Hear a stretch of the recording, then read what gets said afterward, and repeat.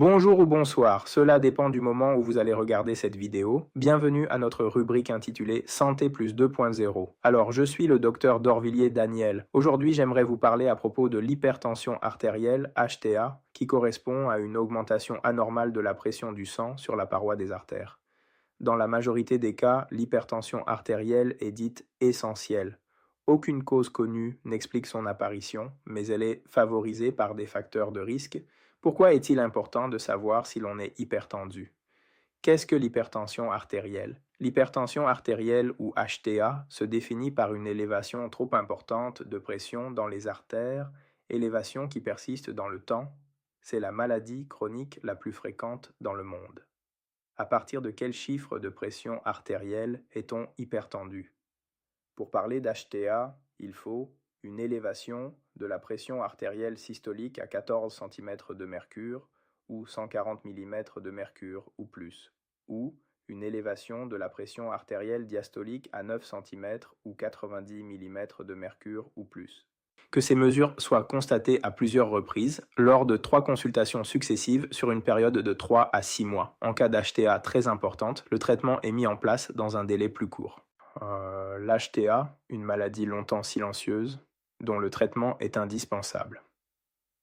L'hypertension artérielle survient sans provoquer de symptômes. Il est important qu'elle soit détectée car son traitement est indispensable.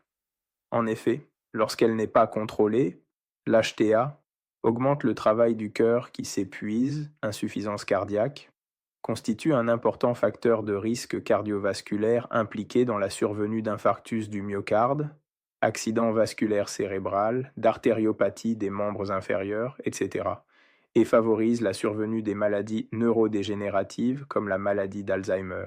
Qu'est-ce que la pression artérielle? Quand le cœur se contracte, il agit comme une pompe qui propulse le sang dans toutes les artères pour apporter énergie et oxygène à l'organisme. Le sang, ainsi mis en circulation, exerce une pression sur la paroi des artères. Cette pression ou tension artérielle peut être mesurée et on l'exprime en millimètres de mercure, mmHg, ou en centimètres de mercure, cmmHg. La tension artérielle, 2 chiffres à connaître. La pression ou tension artérielle s'exprime par 2 valeurs. L'une, dite systolique, correspond à la pression dans les artères au moment où le cœur se contracte, systole, et éjecte le sang dans le réseau artériel. C'est la pression maximale du sang. Là, rapidement pour conclure, l'HTA sans cause identifiée et ses facteurs favorisants. Dans la grande majorité des cas, il est difficile de trouver une cause précise à une hypertension artérielle. L'HTA est dite essentielle. Cependant, certains facteurs peuvent favoriser son apparition. Les facteurs non modifiables, l'âge, l'origine ethnique et les antécédents familiaux d'HTA.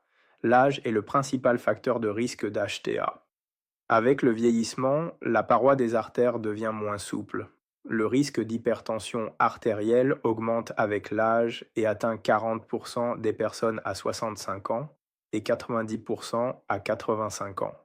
La population antillaise et les personnes originaires du sud de l'Asie sont plus susceptibles de développer une hypertension artérielle.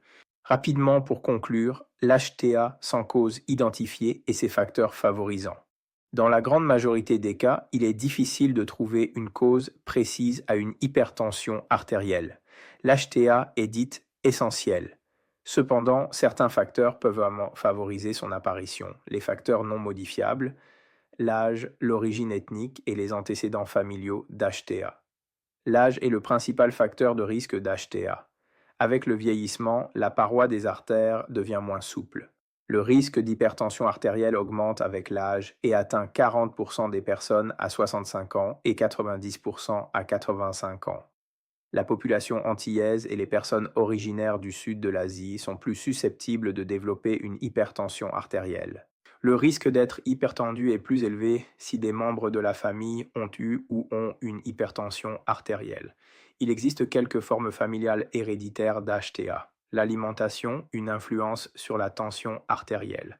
Une alimentation trop riche en sel favorise l'HTA. Une grande partie de notre consommation en sel provient d'aliments qui n'ont pas forcément un goût très salé, le pain, les aliments en conserve, les produits industriels et surgelés. On parle de sel caché. On peut également limiter sa consommation en réduisant la quantité de sel ajouté aux aliments ou à l'eau de cuisson. La consommation importante d'alcool est un facteur de risque cardiovasculaire. La consommation excessive de réglisse augmente la tension artérielle. Un surpoids ou une obésité ainsi que des anomalies du cholestérol sanguin sont des facteurs favorisant l'HTA. On parle de surpoids si l'indice de masse corporelle, IMC, poids, taille, M2, est supérieur à 25 et d'obésité s'il est supérieur à 30, le mode de vie, une activité physique insuffisante et une sédentarité excessive. Pratiquer une activité physique régulière, quelle que soit sa nature, marche rapide, jardinage, déplacement à vélo, etc., permet d'améliorer sa tension artérielle. La consommation de tabac et un mode de vie source de stress sont des facteurs aggravants.